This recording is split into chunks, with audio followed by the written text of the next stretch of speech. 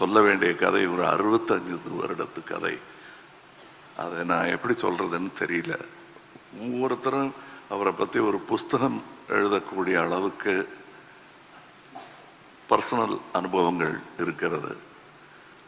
அவர் எவ்வளோ பெரிய சுமையை தாங்கி கொண்டிருந்தார் என்பதெல்லாம் எனக்கு தெரியாது. சின்ன குழந்தையா நான் அங்கே போனேன். அங்கே இருந்த மாந்தோப்பில் ஆஃப் சீசன் அங்கே மாங்காய் முளைக்கும், ஏவிஎம்ல மட்டும், வேற எங்கேயும் இருக்காது. அதுக்கு காரணம் அவங்க கண்டினியூட்டிக்காக மாம்பழத்தையும் செஞ்சு வச்சிருவாங்க. நான் அதை போய் முதல்ல அந்த மண் மாம்பழத்தை கடிச்சிட்டு அதுக்கப்புறம் சினிமானா என்னன்னு புரிஞ்சுக்கிட்டேன் நான். ஆக என்னை அந்த வயசுல இருந்து பார்த்துக்கிட்டு இருந்தாங்க. இவங்க படத்துக்கு வைத்த டைட்டில் எல்லாமே ஒரு குழந்தைய கொஞ்சற மாதிரி தான் எனக்கு வச்சிருக்காங்க. எனக்கு தகுதி இருக்கோ இல்லையோ வர வேணுங்கிற நல்ல குணங்கள் எல்லாம் வர வேண்டும் என்று அவர்கள் நினைப்பதையெல்லாம் என் படத்துக்கு டைட்டிலாக வச்சிருவாங்க. அது நீ பார்த்தீங்கன்னாலே தெரியும், எனக்கு கொஞ்சற மாதிரி தான் இருக்கும்.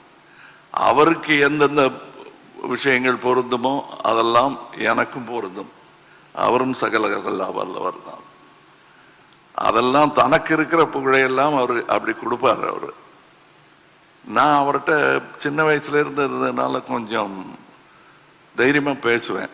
இப்போ சொன்னார் இல்லையா, வைரமுத்து சார் சொன்னார், இல்லை நீங்கள் யாருன்னு எனக்கு தெரியும். தெரிஞ்சிருந்தா கூட நான் போய் அவங்க கூட தைரியமாக பேச முடியும். ஒரு முதலாளி அப்படிங்கிறது எனக்கு புரியறதுக்கே ரொம்ப நாளாச்சு. அதுவும் சகலகலாளனுக்கு பிறகு இப்படிலாம் அதிக பிரசங்கம் செய்யக்கூடாது என்பதை எப்படி களத்தூர் கண்ணமால எனக்கு டயலாக் சொல்லி கொடுத்தாங்களோ அந்த மாதிரி சொல்லி கொடுத்தவர் முத்துராம் சார் அவர்கள். இப்போ எனக்கு வாழ்நாள் சாதனையாளர் விருது ஒரு வர முடியல. அவர் தான் போய் அங்கே அவர் பேசினதும் எனக்கும் ஏவிஎம்முக்கும் உள்ள தொடர்பு என்ன என்பதை உங்களுக்கு விளக்கும். இந்த ஏவிஎம் குடும்பம் என்று சொல்லும் அவர்களுடன் ஒட்டிக்கொள்வதில் எனக்கு பெரிய பெருமை. அந்த உரிமையை அவர்கள் கொடுத்ததற்காக நன்றி சொல்ல கடமைப்பட்டிருக்கிறேன். இங்கு வந்திருப்பவர்கள் எல்லோருமே சம்பிரதாயத்திற்காக வரவில்லை என்பது எனக்கு தெரியும். அவர்கள் எல்லோருமே அன்பிற்காகவும் மரியாதைக்காகவும் வந்தவர்கள், மாண்புமிகு முதல்வர் உட்பட. இந்த வளாகம் நான் களத்தூர் கண்ணம்மால படிக்க ஆரம்பித்த போது ஏவிஎம் இன்ஸ்டிடியூஷனில் நான் படித்தேன் என்பதில் எனக்கு பெருமை. அது ஏதோ ஜோக்குன்னு நினச்சிட்டு இருக்காங்க, இல்லை மேடை அலங்காரத்துக்காக நான் சொல்லும் ஒரு விஷயம்னு. அப்படி அல்ல, அது மிக அல்ல. நான் அங்கே படித்த விஷயங்கள் தான் எனக்கு இன்று வரை கை எடுத்து கொண்டிருக்கின்றன என்பது மிக இல்லாத ஒரு கூற்று. அதை வழிமொழிய எனக்கு மூத்தவர் எஸ்பிஎம் அவர்கள் இருக்கிறார்கள். அவர்கள் கற்றுக்கொண்டதெல்லாம் இந்த பள்ளியிலிருந்து தான். இந்த பள்ளி, இந்த இன்ஸ்டிடியூஷன்ல இருந்து வந்தவங்க எல்லாமே இன்ஸ்டிடியூஷனா மாறிட்ட அந்த அதிசயம் இந்த காம்பவுண்டில் நிகழ்ந்திருக்கிறது.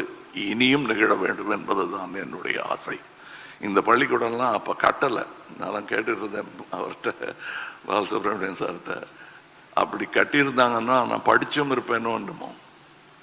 இதே பள்ளிக்கூடத்தில் என்ன சேர்த்துட்டு இருப்பாங்க. வேற பள்ளிகளில் சேர்த்துக்கிறது கொஞ்சம் யோசிச்சாங்க.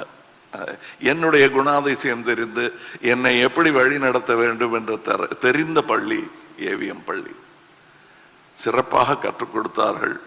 நான் தவறு செய்யும் போது சத்தமாக சொல்லாமல், நான் நல்லதுகள் செய்யும் பொழுதெல்லாம் என்னை தோளில் தூக்கி கொண்டாடியவர் சரவணன் சார். அது நான் அபூர்வ ராஜபார்வை முடிந்த பிறகு அவர் சொன்னார், நான் இப்படி பண்ணலாம் சார், அப்படி பண்ணலாம் சார், என்ன சார் இப்படி இருக்குலாம் சொல்லிட்டு இருப்பேன். எடுத்து பாருங்க கமல். எல்லாரும் நினைச்சிட்டு இருப்பாங்க எடுத்து பாரு கமல், எடுத்து பாருடா கமல் தான் பேசியிருப்பாரு சரவணன். இல்லவே இல்லை. நான் 16 வயசுல மறுபடியும் அசிஸ்டண்டா சேர்ந்த போது அவர் மட்டும் இல்லை, எஸ்பிஎம் சாரும் என்ன வாங்க கமல் அப்படின்னாரு. ஏதோ தப்பு பண்ணிட்டோம் போல் இருக்கு, என்ன நீங்க வாங்க போங்கன்னு சொல்றாங்களே அப்படின்னு நினைச்சிருந்தேன். அப்புறம் என்ன கூப்பிட்டு சொன்னாங்க, நீயும் இனிமே எல்லாரையும் அப்படியே சொல்லு. நான் இன்னி வரலாம் அப்படிதான் இருக்கேன் சார். அந்த பாடத்திற்கும் நான் ஏவிஎம்மிற்கு நன்றி சொல்ல வேண்டும். அது ஏவிஎம் என்பது, நான் அவர் பெரியவரை பார்த்துருக்கேன். அவர் இல்லாத மாதிரியே தெரியாமல் வழி நடத்திய ஒரு முக்கியமான மகன் இவர். அந்த 4 பேரை தூக்கி பிடிச்ச இன்ஸ்டிடியூஷன் தான் அது. ஆனால் அவர் இல்லாத குறைங்கிறது முக்கியமா தொழிலாளர்களுக்கு வரும். முந்தி மாதிரி இல்லைங்க அப்படின்னு அப்படி யாருமே சொல்லலை. இப்போ எஸ்பிஎம் சார் வந்து அவரை வந்து இன்னைக்கு வீட்டுக்கு போய் ரெஸ்ட் எடுத்துக்கங்கன்னு பிடிச்சி தள்ளி விடணும். அவரை அங்கே வந்து இருப்பாங்க. ஸ்ட்ரைக் இருந்த போது கூட அந்த ஏவிஎம் செடி வாடிடக்கூடாதுங்கிறதுக்காக பக்கெட்டில் தண்ணி எடுத்து ஊற்றுனவங்க இருக்காங்க. இது எப்படி இந்த மாதிரி விசுவாசம் ஒருத்தருக்கு கிடைக்கும்னா நல்ல முதலாளிக்கு தான் கிடைக்கும். தன்னுடைய மக்களை தன்னுடைய ஒர்க்கர்ஸை ஜாக்கிரதையா பார்த்துக்கணும்னு எவர் நினைக்கிறாரோ அவர் பெருந்தலைவர். அப்படிப்பட்ட ஒரு பெருந்தலைவர் இங்கே இருக்கிறார். அந்த பென்ஷன் ஊதியம் 23 கோரிக்கைகள் வைத்ததற்கு ஆச்சரியப்படும்படி அதற்கு பதில் சொல்வதாக அல்ல, செயலில் செய்து காட்டி இருக்கிறார். இந்த அரங்கத்தில் அந்த நன்றியை சொல்வது முதல்வருக்கு செய்யும் கௌரவமாகும். காரணம், இந்த வளாகமே உருவாக்கப்பட்டது அவர்கள் தொழிலாளர்களுக்காக. அதனால தான் சொன்னேன், நான் கொஞ்சம் அது நான் படிக்கிற காலத்தில் இதை கட்டியிருந்தா படிச்சிருப்பேங்கிற அளவுக்கு எனக்கே இருக்குன்னா அங்க இருக்கிற தொழிலாளர்களுக்கு எவ்வளவு பெருமையா இருக்கும்.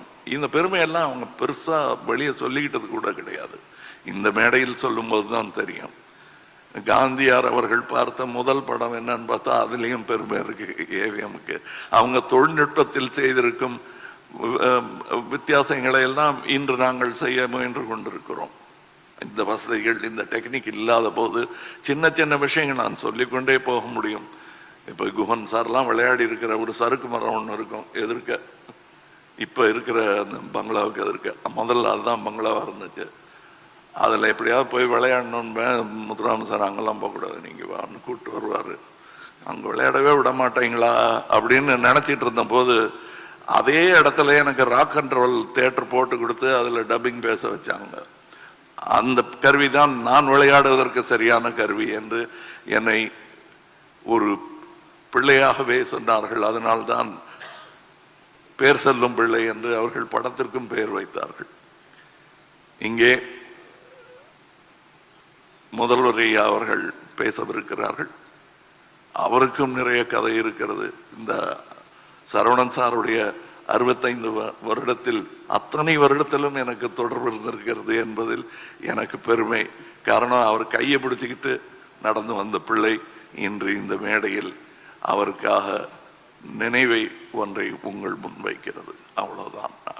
வைரமுத்து அவர்கள் சொன்னது போது பெருசா கண்ணீர் வடிக்க வேண்டிய அவசியம் இல்லை. ஏன்னா அவர் செய்த நல்லவைகள் எல்லோர் மனதிலும் ஒரு புன்னகையை வரவழைக்கும்.